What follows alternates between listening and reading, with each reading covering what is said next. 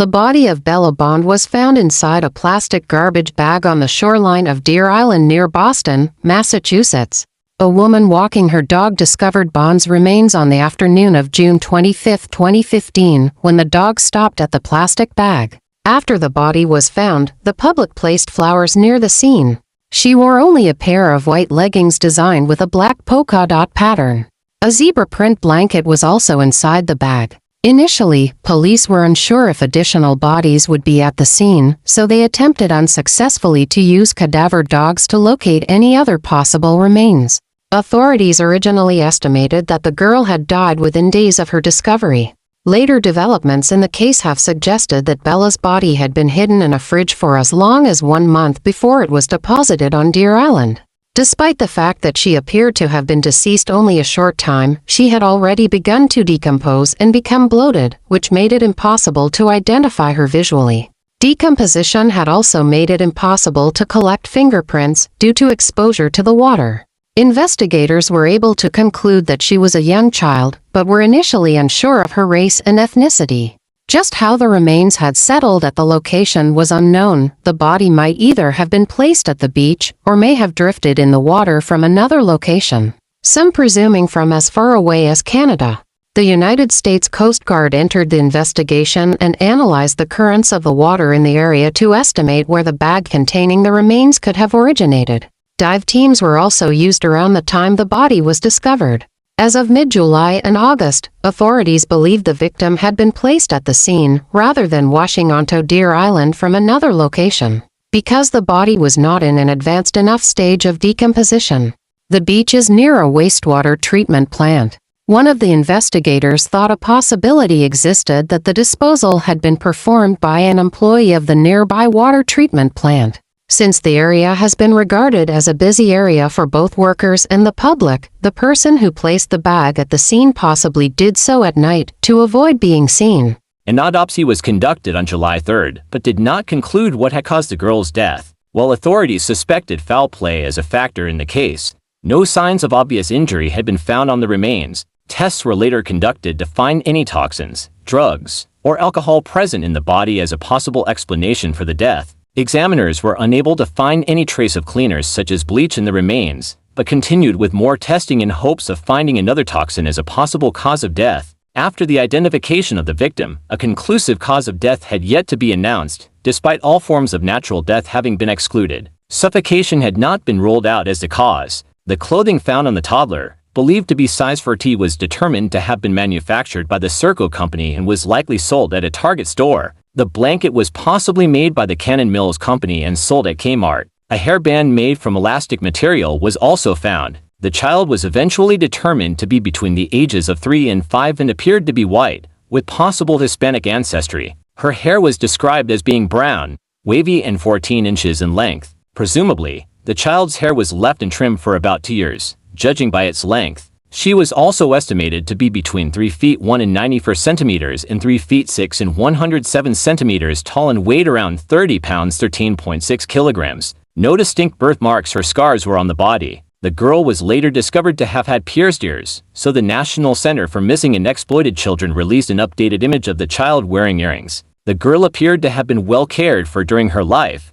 No signs of malnutrition or abuse were noted, and investigators stated the clothing also reinforced the theory. The National Center for Missing and Exploited Children digitally reconstructed the face of the child after preceding attempts to identify the body failed. The reconstruction was created in 4 hours using Adobe Photoshop with the influence of mortuary and stock photographs to give an estimation of the child's appearance while alive. The reconstruction, created by forensic artist Christy Andrews, was released on July 2, 2015 due to its realistic composition. Many viewers mistook it for an actual photograph. The organization also digitally enhanced images of the leggings and the blanket found with the remains and created a poster featuring them on their website. Flyers containing images of the Jane Doe and her belongings were eventually dispersed in hopes of obtaining more information. After the child's identification, some individuals who were familiar with the Bonds claimed they did not see a resemblance between the composite and Bella. The child was entered into the National Missing and Unidentified Persons System on July 4, 2015, including details of the discovery of the subject and physical estimations.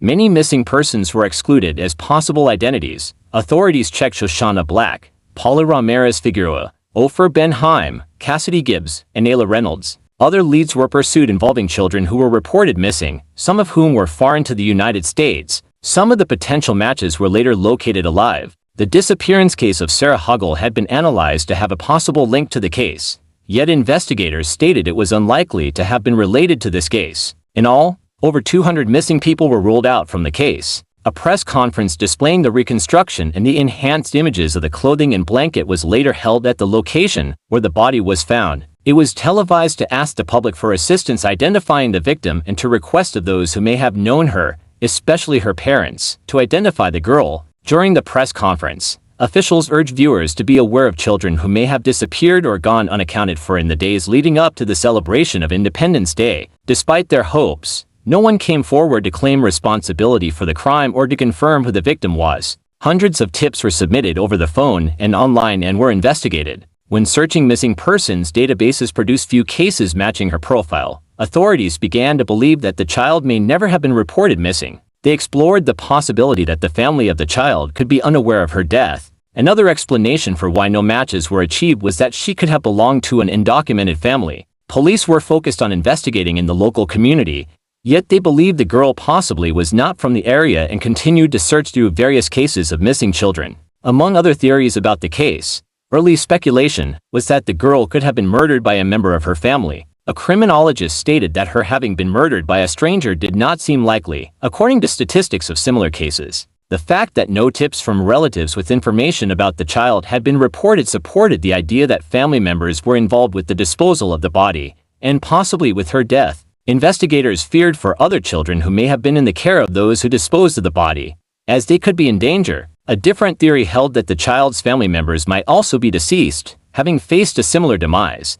Forensics teams analyzed the DNA of Deer Island Jane to exclude some missing persons and in hopes of matching it to possible relatives of the girl whose DNA was on record. It was obtained through samples of hair and a tooth. The DNA did not match the profiles stored in databases of known missing persons. Officials stated that they also sent samples to the University of North Texas to create a more specific profile, a time-consuming process. Mitochondrial DNA from the bones of the child was later developed to compare to possible relatives. Besides DNA testing, authorities conducted efforts into forensic palynology as well as isotope examination of water found at the scene. Results of the testing indicated that the child had spent time in the local, urban area, most likely in Boston, as traces of both pine and soot were found throughout the test. Eventually, she was also determined to have possibly spent time in any of the 6 New England states: Connecticut, Maine, Massachusetts, New Hampshire, Rhode Island, and Vermont, and possibly others. The hair and enamel tests also indicated she could have moved across the country.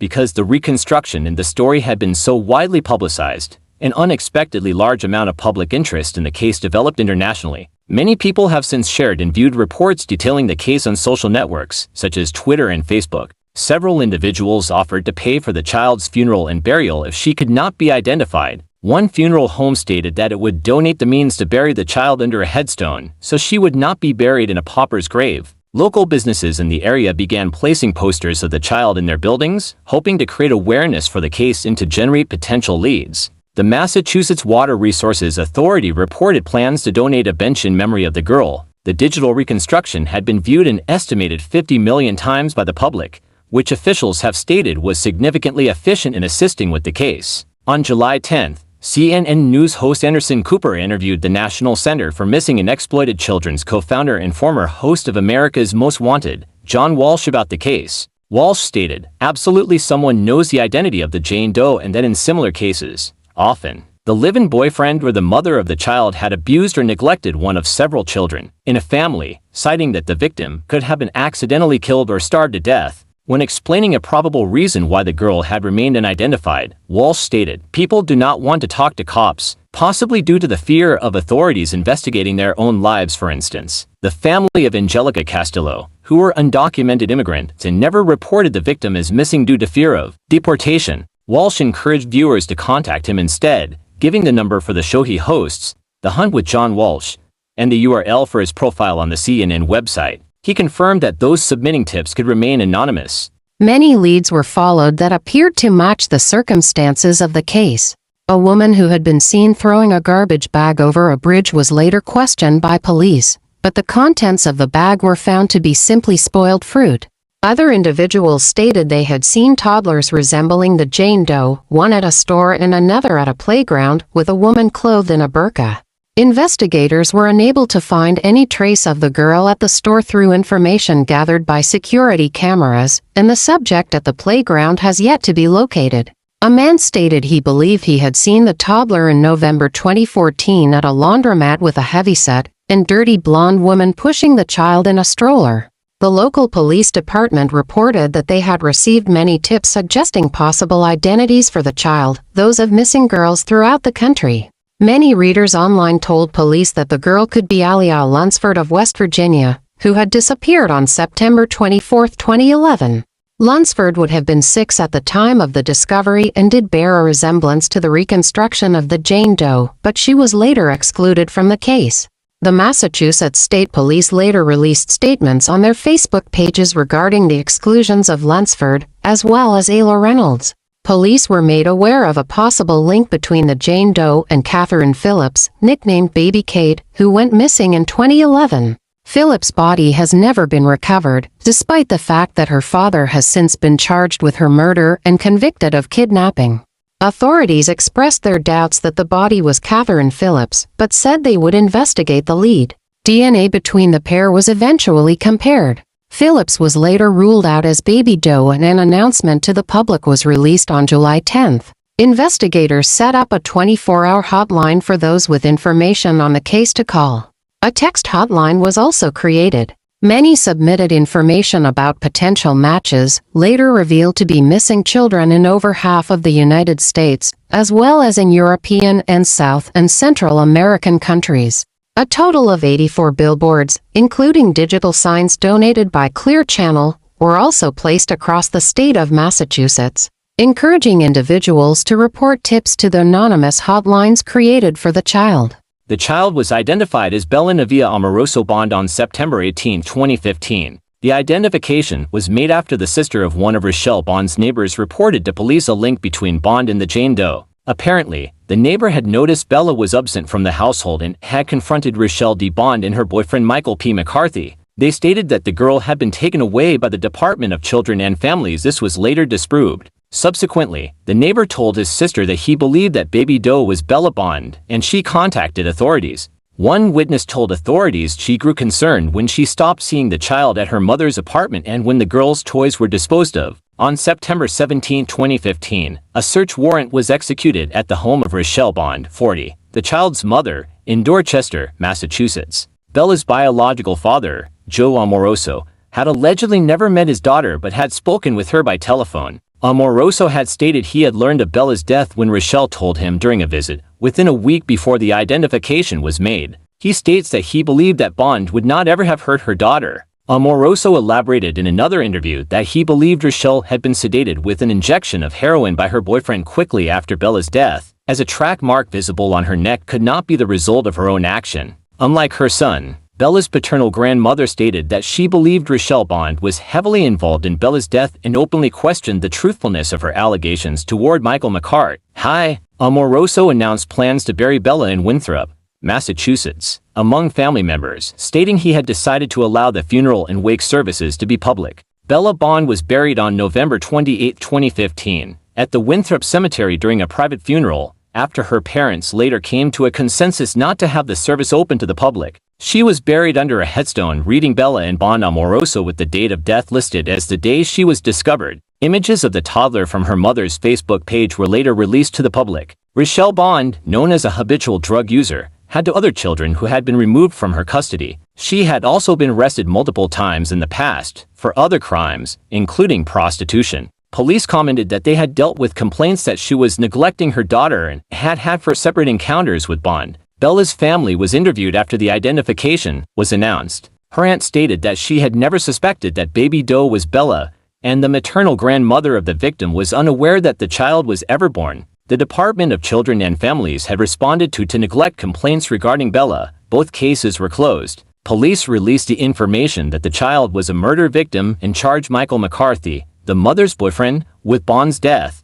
They also charged her mother with being an accessory to the crime, believing her to have assisted McCarthy with covering up Bella's death. Larceny was added to Rochelle Bond's charges after she was found to have accepted nearly $1,400 of welfare income after she knew about the death of her daughter. Bond also continued to receive housing benefits. The pair were arraigned on September 21, 2015. Rochelle's bail was set for $1 million.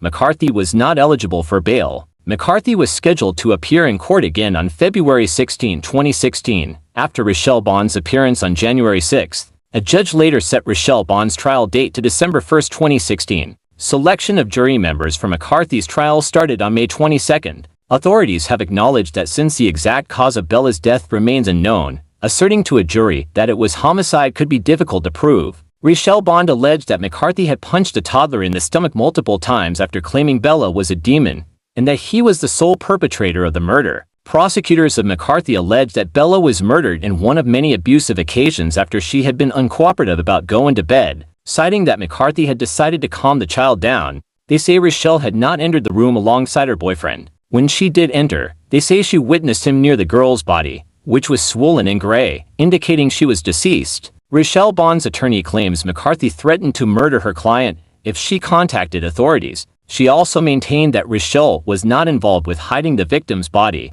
which had initially been placed in garbage bags and concealed in a refrigerator. Bond later admitted to this accusation as part of a future plea deal. A cadaver dog brought to the house indicated that it smelled something at the door hinge area of the refrigerator. Bond contradicted the belief that the body was placed on Deer Island. She stated that McCarthy had placed the body in a weighted duffel bag and disposed of it in the water, suggesting it drifted to the location where it was found. McCarthy for his part claimed it was Rochelle who was responsible for Bella's death. McCarthy's lawyer objected to claims made by Rochelle Bond's defense and stated that his client had no knowledge of Bella's death, saying no sufficient evidence exists to indicate otherwise, and claimed that McCarthy had in fact moved out of Rochelle Bond's residence before Bella's death. McCarthy claimed he had left after witnessing Rochelle's negative treatment of Bella, which included emotional and physical abuse. His defense also cited that Rochelle's statements could not be confirmed and that she was more likely to have killed her daughter because of her drug history. The claim of Bella being beaten to death was also challenged, as the autopsy did not indicate any signs of injuries consistent with what Rochelle described. Other claims exist that accuse Rochelle Bond of fabricating the story as a way to avoid being charged with murder. It was announced that McCarthy had sent Rochelle a text message that said, "Don't tell them you have a daughter. We don't want the Department of Children and Families getting involved." In February 2017, McCarthy's trial was set to take place later in the year. The prosecutor in the case suggested that Rochelle Bond be awarded with time served in exchange for a testimony against McCarthy. His decision was made after considering the allegations that Bond had been threatened to be killed if she came forward about Bella's death. Bond pleaded guilty on February 10, 2017, under the suggested plea bargain, and was credited with time served plus 2 years of probation. During McCarthy's trial in early June 2017, a lifelong friend of McCarthy's took the stand and expressed that he had warned Rochelle Bond of the potential danger she was in after entering a relationship with Bella's alleged killer. He explained that this was due to McCarthy's dark side, including the fact that he heavily researched topics such as demons and satanic rituals. He also had apparently believed he had the ability to expunge demons from a residence. McCarthy's defense provided text messages and journal entries made by Bond that were written after Bella died. The entries still referred to him affectionately, which his attorneys believe suggest his innocence. Bond continued to claim her actions after the murder were out of fear. She was also allegedly tranquilized with heroin injected by McCarthy after the murder. His defense also claimed that Bond was the individual in the relationship with the dark interest. Although McCarthy had been charged with first-degree murder, the judge allowed the jury to consider lesser charges of second-degree murder and involuntary manslaughter. On June 26, 2017, the jury returned a guilty verdict of second-degree murder, and 2 days later, he was sentenced to life imprisonment. He will be eligible for parole in 2037.